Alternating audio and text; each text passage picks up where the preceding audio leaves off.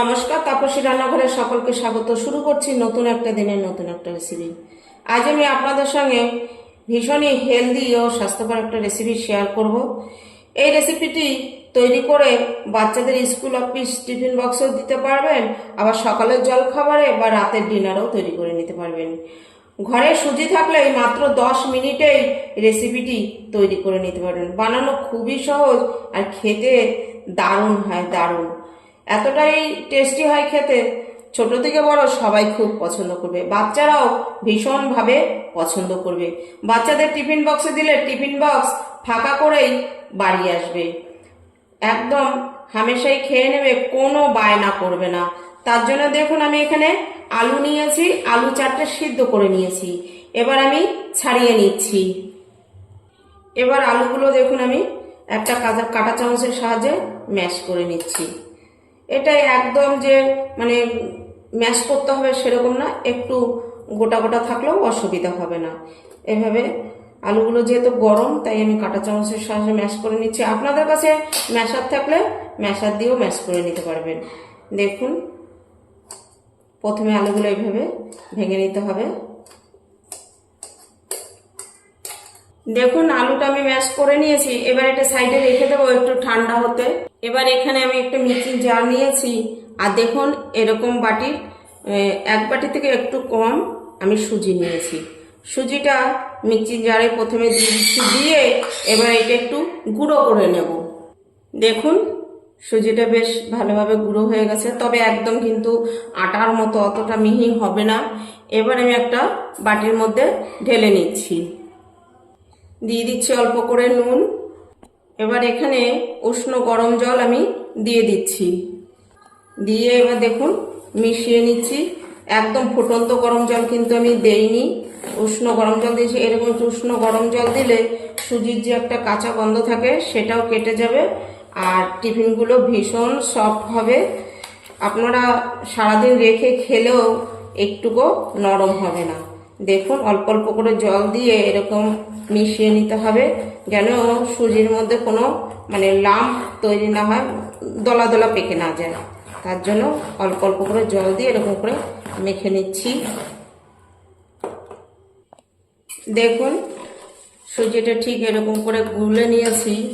এবার সুজিটা আমি 5 মিনিটের জন্য রেস্টে রাখবো। সুজি তো গুঁড়ো করে নিলেও একটুখানি ভিজতে সময় লাগবে, তাই 5 মিনিট এটা আমি রেস্টে রেখে দেব। ততক্ষণে আলুটা রেডি করে নিচ্ছি। এখানে দিয়ে দিচ্ছি বড় সাইজের একটা পেঁয়াজ কুচি, 1 চা চামচ দিয়ে দিচ্ছি ভাজা জিরে ধনের গুঁড়ো, অল্প করে দিচ্ছি একটু গোলমরিচ গুঁড়ো, দেব পরিমাণ মতো নুন, অল্প করে একটু কাঁচা লঙ্কা কুচি দিচ্ছি, 1 চামচ পরিমাণ সর্ষের তেল। এবার দেবো বেশ কিছুটা কুচানো ধনেপাতা। এবার সব উপকরণ দিয়ে আমি হাতের সাহায্যে এটা মেখে নিচ্ছি। এই রেসিপিটাতে কিন্তু আলাদা করে পুর কড়াতে দিয়ে রেডি করার কোনো দরকার নেই, এরকম করে হাতে করে মেখে নিলেই বেশ ভালো লাগে।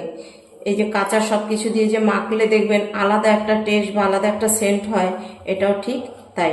আর সময়টাও অনেকটা কম লাগে, আর বেশি কিছু উপকরণও লাগে না এই পুরটা রেডি করতে। দেখুন আশা করছি আমার আজকের রেসিপিটি আপনাদের কাছে ভালো লাগবে। রেসিপিটি ভালো লাগলে একটা লাইক কমেন্ট করবেন। আপনাদের একটা লাইক একটা কমেন্ট আমাকে নতুন নতুন ভিডিও করতে উৎসাহ দেয়। রেসিপিটি যদি খুবই ভালো লাগে থাকে তাহলে বেশি বেশি শেয়ার করবেন। নতুন বন্ধুদের কাছে একান্ত অনুরোধ, আমার চ্যানেলটি সাবস্ক্রাইব করে আমার পাশে থাকবেন, পাশে থাকা বেল আইকনটি প্রেস করে নোটিফিকেশনটি অন রাখবেন। যখনই আমি এরকম নিত্য নতুন রেসিপি আপলোড করব পৌঁছে যাবে সবার আগে আপনাদের কাছে। দেখুন আপনাদের সঙ্গে কথা বলতে বলতে কিন্তু এটা মাখা হয়ে গেছে।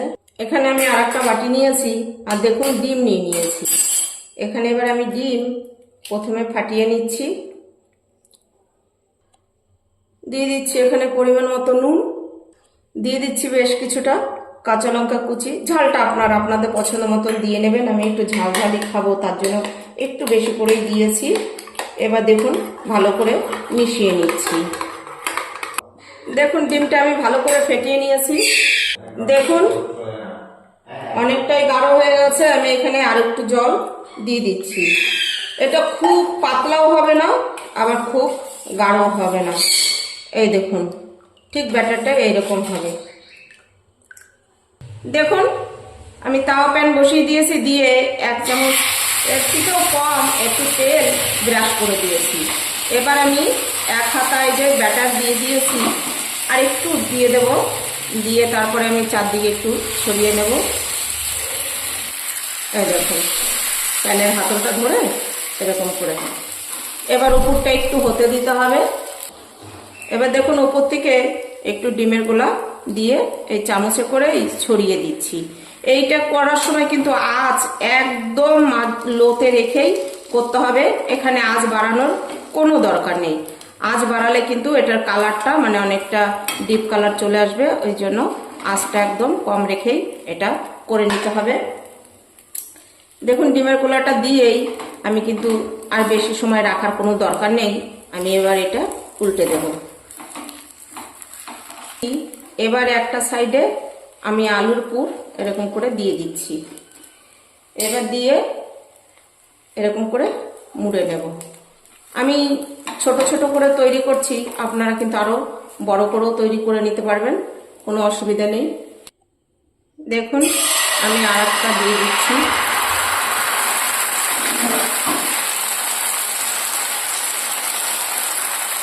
দেখুন আলুর পুরটা সে এক সাইডে দিয়ে দিয়েছি। আমরা যেরকম যে পাটিসাপটাটা করি ঠিক সেই রকম টাইপেরই কিন্তু এটা করতে হবে।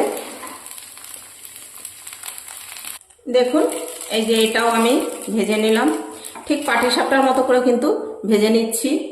আমি আরো একটা আপনাদের ভেজে দেখিয়ে দিচ্ছি। আপনারা একটু খেয়াল রাখবেন এই তাওয়াটা যেন বেশি গরম না হয়ে যায়। আমার তাওয়াটা না বেশি গরম হয়ে যাচ্ছে, তার জন্য একটু দেখবেন তুলতে আমার অসুবিধা হচ্ছে। তাওয়াটা একদম মানে আঁচটা একদম লো রেখে তারপরে করবেন। দেখুন এটা দিয়ে দিয়েছি, হতে দেবো উপরটা। দেখুন আমি আবার ডিমের গুলা দিয়ে দিচ্ছি, আর আমি 3টে ডিম ব্যবহার করেছি। আপনারা আপনাদের প্রয়োজন মতন ডিম নিয়ে নেবেন, বাড়িয়ে কমিয়ে, আর ঝালটা আপনারা আপনাদের পছন্দ মতন কিন্তু দিয়ে নেবেন। ছোট বাচ্চারা খেলে সেই ক্ষেত্রে ঝালটা অ্যাভয়েড করবেন, না দিয়ে করারই চেষ্টা করবেন, কারণ ছোট বাচ্চারা তো খেতে পারবে না। আমার ঘরে যেহেতু ছোট বাচ্চা খাবে না, তার জন্য আমি ঝালের পরিমাণটা একটু বেশি দিয়েছি। এবার ডিমটা দিয়েও ডিমটা একটু হতে দেব। এবার দেখুন উল্টে দিচ্ছি।